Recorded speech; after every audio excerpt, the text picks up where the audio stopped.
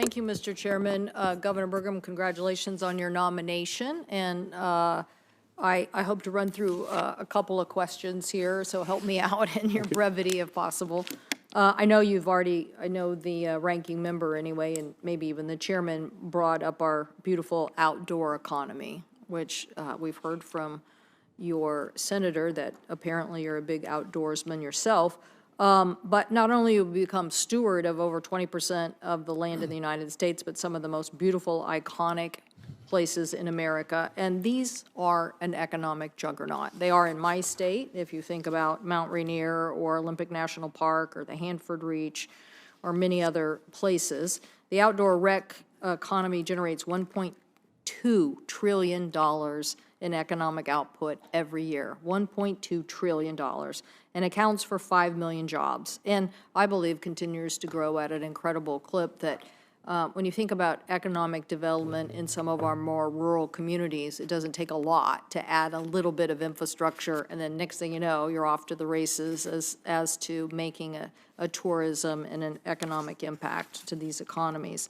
I think in North Dakota, it was your third largest industry, generating $1 billion and 14,000 jobs, and you actually created an office of outdoor recreation. Good for you. Good for you. So I think you get it. But now when we talk about this oil, first I want to make sure on the public lands, will you support more input in outdoor recreation economies and gateway communities? And will you fully utilize the LWCF and support the conservation legacies bills that we've passed? Well, of course, first of all, in your comments on outdoor recreation, I agree completely on the importance of this.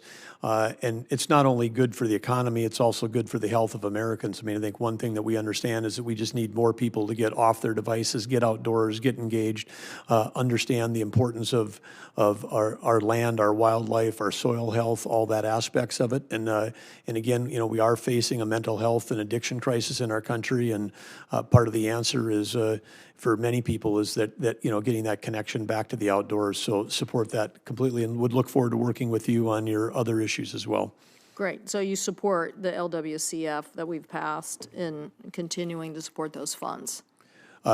Some of those acronyms I'm less familiar with, so I'd look forward to learning more about them. But okay. Well, we'll get you a question for the record because it's vitally important. We believe we think we broke through finally, and the reason why I'm asking this is because the lead up to the next question. Okay. You're for this very aggressive oil and lease strategy, I think, or maybe you're going to take this helm over, you know, with a group of people and say we need to do more on the oil and gas. Part of our efforts have been to show that these federal lands are very important in an outdoor economy, and so how many areas that we've already leased for oil and gas that aren't being used, why don't we start there? Why don't we just start with those, the leases that are already there? Why don't we start with that? Well, I think I would use the term that I was for aggressive. I've never stated that. I'm for following the law. In the current administration in North Dakota, for the first time since Harry Truman, the quarterly lease sales were not held as required by law. It didn't happen for 2 years. We ended up having to sue the federal government just to follow the law. So I think the starting place is for us to go back to follow the law on these, and then again, we always want to prioritize those areas that have the most resource opportunity for America with the least impact on lands that are important. And I think that's pretty simple formula to be able to figure that out, given the scale of the amount of public lands we have. We can do a lot more without touching or even being visible to any of the people that are concerned about land use. So you would prioritize the existing leases? I'm not sure if I understand juxtaposed to, you know, this conversation, which we've had many times in this committee, let's expand more leases that, you know, that we don't have right now. I'm sure the chairman would we could get into a very long discussion here about Bears Ears, particularly. I wasn't for expanding oil and gas leasing into Bears Ears. It's a beautiful protected area. I personally think that the outdoor economy is a juggernaut. I don't want offshore drilling off the coast of Washington. Why? I got a marine sanctuary. Why in God's name? I have a Cascadia fault line. I mean, I could have devastation to an economy that's paying dividends. Why would I want to do that? So I'm just saying, one of the things that would be helpful to hear from you is that you believe in prioritizing on federal land the leases that are already there, as opposed to now going and saying, okay, let's get a big map and open up all federal land to new leasing. Because your point about efficiency, yeah, the most efficient thing is go after what you already have.